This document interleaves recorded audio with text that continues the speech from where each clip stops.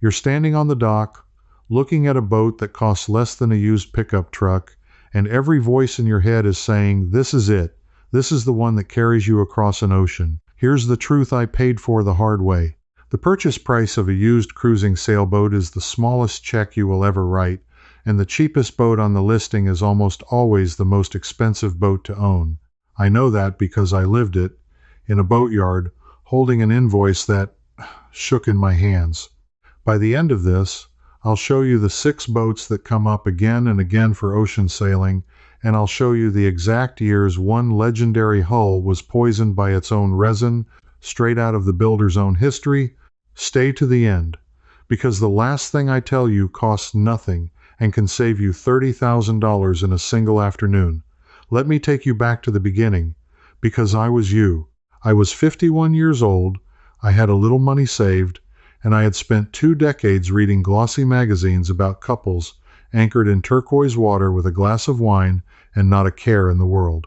I believed the dream. I believed that if I just found the right boat, the ocean would take care of the rest. So I did what you're probably doing right now.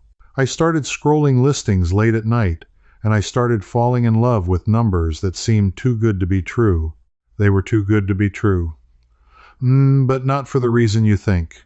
The listing price of a bluewater cruiser is a doorway, and behind that doorway is a room full of bills nobody photographs. I remember standing in a boatyard in Fort Pierce, Florida, in the heat, watching a yard hand roll a moisture meter across my hull and go completely silent. That silence cost me $11,000. And that was before I learned that the boat I thought was a bargain belonged to a category that seasoned sailors quietly avoid. So let me walk you through the 6 boats, one by one, and I'll be honest about each of them in a way no broker ever will. Let me start with a boat that looks like the safest choice on earth, and in one specific way is the Westsail 32. If you've spent any time reading about ocean cruising, you've seen this hull. It's a heavy, double-ended, full-keel boat built mostly in the 1970s, and it got so famous for its strength that a magazine article about the sailing dream helped launch a buying frenzy back in 1973. People called it the boat that could take anything the sea throws at it, and that reputation is mostly earned. The hull is thick, hand-laid fiberglass, in some places over an inch of solid glass. These boats have crossed every ocean on the planet. But here's what the romance leaves out. The Westsail 32 weighs about 20,000 pounds, and it sails like it. Sailors gave it a nickname, the wet snail, because in light wind it barely moves, and in a chop it takes water over the bow. You can buy one today for anywhere between $20,000 and $40,000, which sounds like the deal of a lifetime. Then you try to move it, and reality arrives. A boat that heavy, with a full keel, costs more at every single haul out. Yards charge by the foot, commonly $15 to $25 per foot just to lift you out of the water, and the heavy displacement boats need bigger slings and bigger travel lifts. The full keel means more bottom area to sand and paint, so every bottom job is bigger. And because these hulls are now 40 to 50 years old, the original equipment is long dead. The engine, the rigging, the tanks, the wiring, all of it aged out decades ago. So the $20,000 bargain quietly becomes a $60,000 project, and you haven't left the dock. That's not a reason to avoid the boat. It's a reason to price the boat honestly before you fall in love. Understanding that gap between purchase price and real cost is the single most important skill in this entire game. But the Westsail is at least honest about what it is. The next boat fooled some of the smartest sailors in the world, and it did it with a flaw you cannot see from the deck.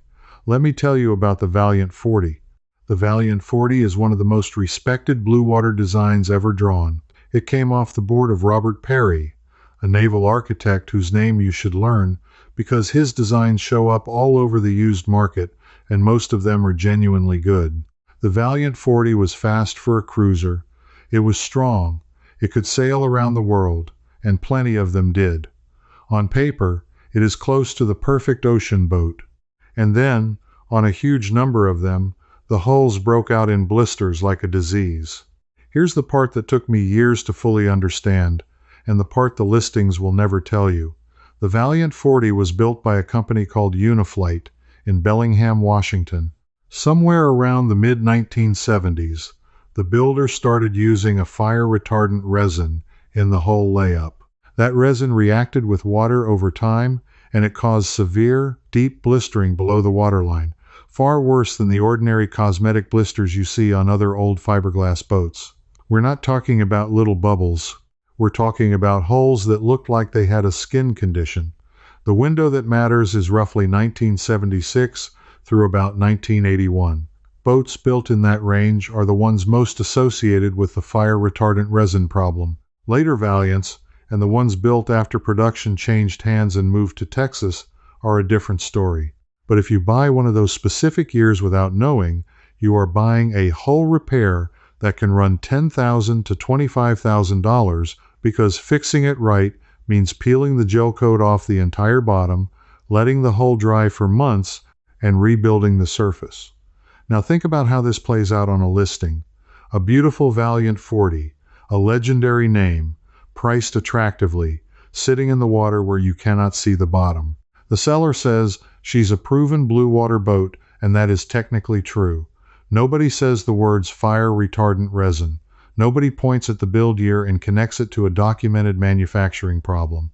That knowledge exists. It's preserved in the sailing community and in the boat's own production history, but it is not going to walk up and introduce itself to you. Somebody profits from you not knowing that. And once you understand that a famous name can hide an expensive, invisible flaw tied to a specific range of build years, you start to look at every listing differently.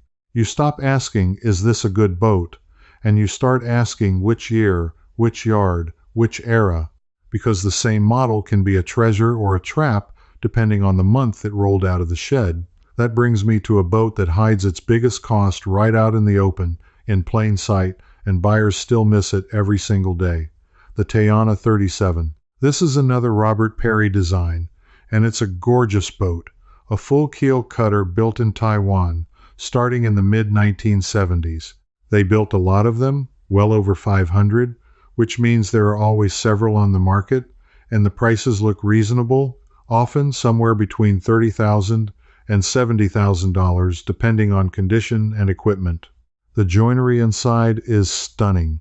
Hand-fitted teak everywhere. You step below and it feels like a yacht that should cost 3 times the asking price.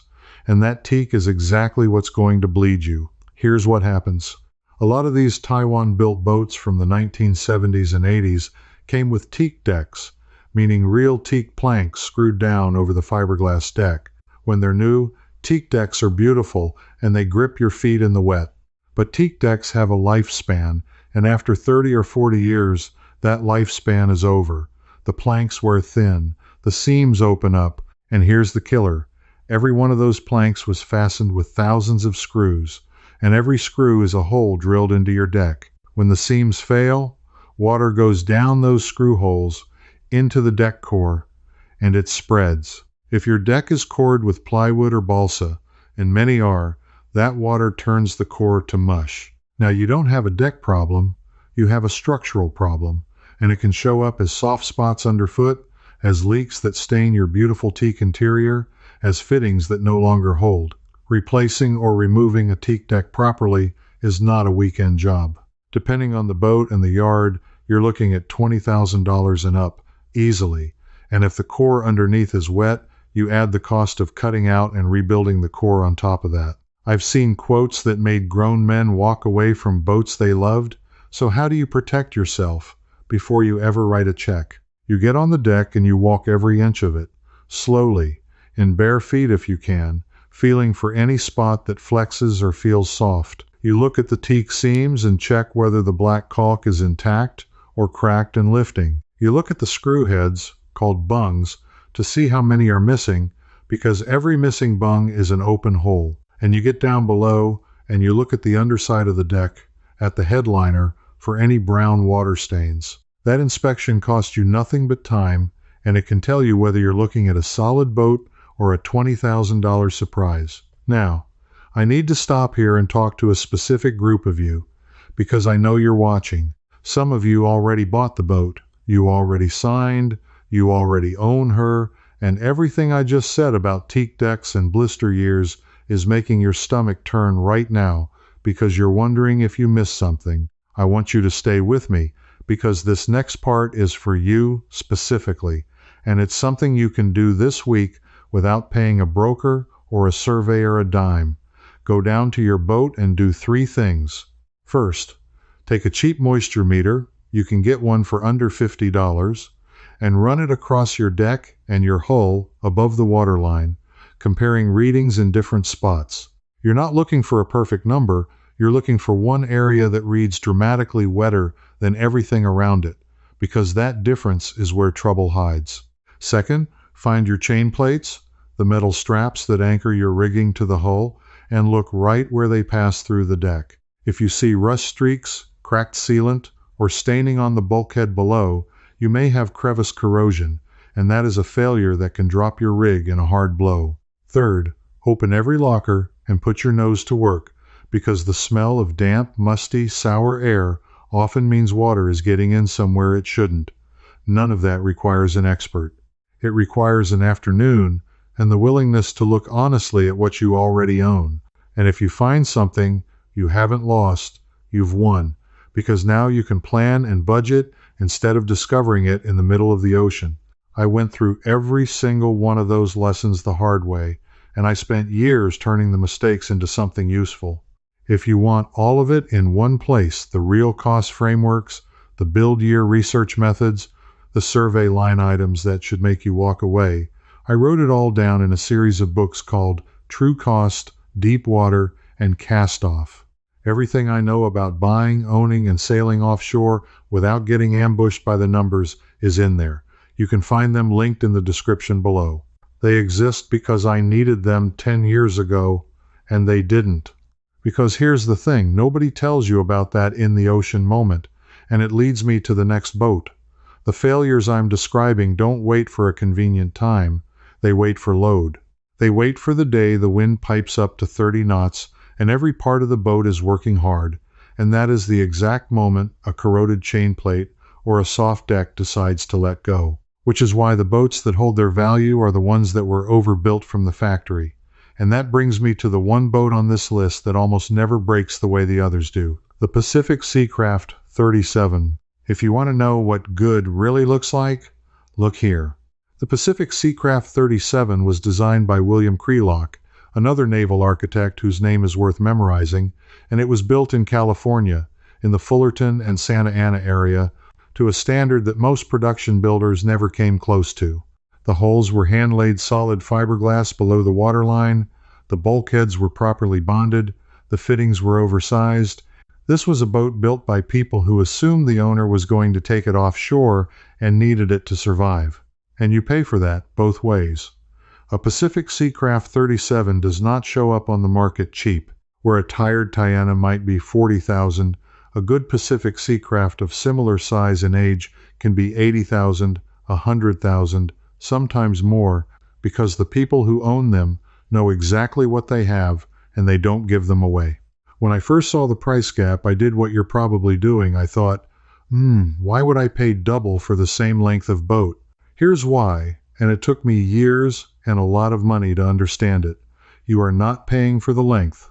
You are paying for what you will not spend later. The cheap boat and the expensive boat both need standing rigging replaced, and that's commonly $8,000 to $15,000 on a boat this size, and insurance companies and riggers often want it done every 10 to 15 years. They both might need a repower, and a new marine diesel installed runs $15,000 to $30,000 once you count the labor, the mounts, the exhaust, the wiring. They both need bottom jobs and sails and ground tackle. But the well-built boat holds its value while you own it, and it doesn't ambush you with structural repairs on top of the normal maintenance. The cheap boat makes you pay for the normal maintenance and the structural repairs. So the boat that looked twice as expensive on the day you bought it can actually be cheaper on the day you sell it.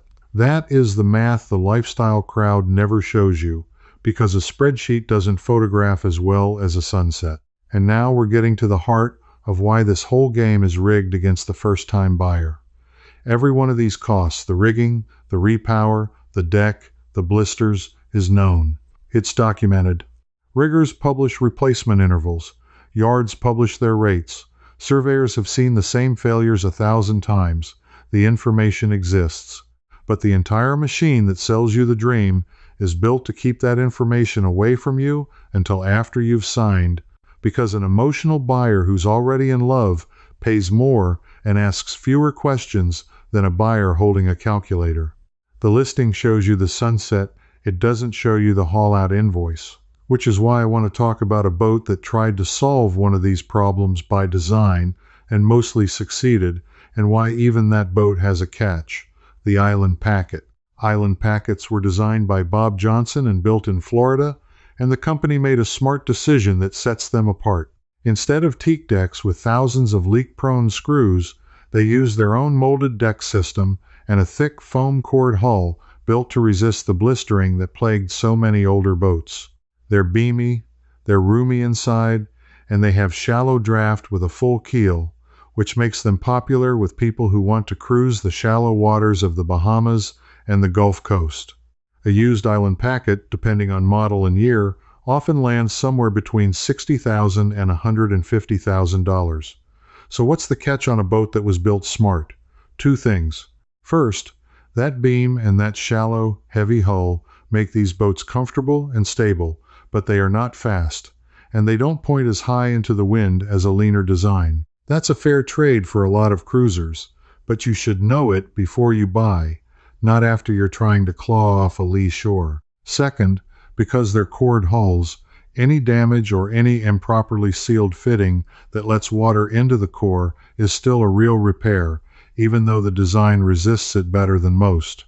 Cord construction is wonderful right up until water gets in, and then it's a bigger job than solid glass would have been. Which brings me to the sixth boat, the one that represents the other end of the philosophy entirely, the Cape Dory. These are Carl Alberg designs, built in Massachusetts, and they are the answer to a simple question: what happens when you build a smaller, solid glass, full keel boat with no core to rot and keep it beautifully simple?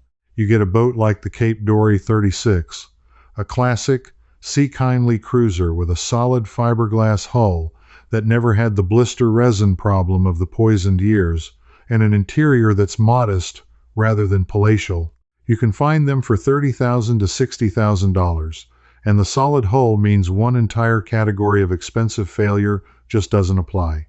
But the smaller, simpler boat asks something of you too. Less space, less payload, less comfort at anchor after a long passage. And every old boat, no matter how solidly built, still has an engine that ages, rigging that ages, sails that age, and tanks that corrode. Simplicity protects you from some costs. It does not make a boat free. So now you've met all six. The Westsail 32, strong and slow and expensive to move. The Valiant 40, brilliant but haunted by specific build years. The Tayana 37, beautiful with a deck that can eat your savings. The Pacific Seacraft 37, overbuilt and worth it. The Island Packet, smart by design but slow and still cord. And the Cape Dory, simple and solid and asking you to live smaller. And here's the uncomfortable truth that ties them all together. There is no perfect boat on this list. There is only the boat whose real, honest, total cost you understand before you sign, versus the boat whose costs ambush you after. So, how do you make sure you're the buyer who knows instead of the buyer who finds out? That's the secret I promised you at the start, and it's the single most valuable thing I learned, and it cost you nothing. Every fiberglass boat built for sale in the United States since the early 1970s is required to carry a hull identification number. It's a 12-character code, and it's stamped into the hull, almost always on the upper starboard corner of the transom, the back of the boat. Most buyers glance at it and see gibberish. I did too. But that code is a confession the builder was legally required to make, and almost nobody reads it. Here's how it works, and this is straight from the Coast Guard's own format. The first three characters are the manufacturer's identifier code, and the last characters in code when the boat was actually built. Under the standard system used since August of 1984, the very last two characters tell you the model year, and the two characters before them, when you decode them, point to the month and year the boat was actually manufactured. There's a lettered code where the letter A stands for January, B for February, and so on through the year. Do you understand what that means? It means you do not have to trust the broker's listing. You do not have to trust what the seller says the year is. You do not have to trust anybody. You walk to the back of that boat, you find the hull identification number, you write down all 12 characters, and you decode when that specific hull was actually laid up. And then you cross-reference that date against everything you now know. Was it built in the fire-retardant resin window of a Valiant? Was it built in the teak deck era of a Taiwan cutter? Was it built before or after a builder fixed a known problem? I found this out the way I found out most things. Too late to save the first check, but in time to save the second. When I finally decoded the number on a boat I was about to buy and matched it against the production history, I walked away from a hull that would have cost me more than I paid for it. The number was right there on the transom the whole time, in plain sight, where anyone could read it, and the whole industry counts on you not knowing what it says. That's the hero's journey of this entire hobby in one detail. The truth was stamped into the boat by law. The people selling the dream buried it under sunsets and teak and the word bluewater. And a handful of owners and surveyors who got burned kept the knowledge alive and passed it along. Now you have it. Before your next weekend of boat shopping, you can walk up to any hull on the market and read the one thing the seller hoped you'd ignore. Go do it. Find a boat this weekend. Walk to the transom. Read the hull identification number and decode the year yourself. It will change how you see every listing for the rest of your life. Here's what I want you to carry away from all of this. The dream didn't lie to you about the ocean. It lied to you about the money, and it did it by hiding the numbers behind the beauty. You almost paid for that lie with your savings. Now you won't. You're the kind of buyer who wants the real number before you risk the nest egg, not the fantasy that looks good until the invoice arrives. That's rare, and that's exactly the person who ends up actually crossing an ocean instead of just dreaming about it from a dock. So tell me one thing in the comments, and I read them. Of these 6, which one were you already falling for before you watched this? The Westsail, the Valiant, the Tayana, the Pacific Seacraft, the Island Packet, or the Cape Dory? Type the name and tell me your budget, and I'll tell you honestly what to watch for. Don't just think it, write it down, because this is where the buyers who refuse to be fooled find each other. And if you're done being sold a fantasy and you want the real numbers before you spend a dime, this is where you belong, with the people who read the transom instead of the brochure. Because next time, I'm going to show you the exact survey report line item that sank a deal I watched fall apart at the last minute. The one phrase that should make you walk away no matter how much you love the boat. You won't want to find out about that one the hard way, the way I did. I hope this helped you see these boats more clearly. This video gave you the overview, but inside my membership, The Honest Harbor, I continue right where I stopped, breaking down every hull. In there you can ask me your own question, and a real person, me, answers you myself. And you won't be alone. Just point your phone's camera at the code on screen. It takes a minute, and you can cancel anytime.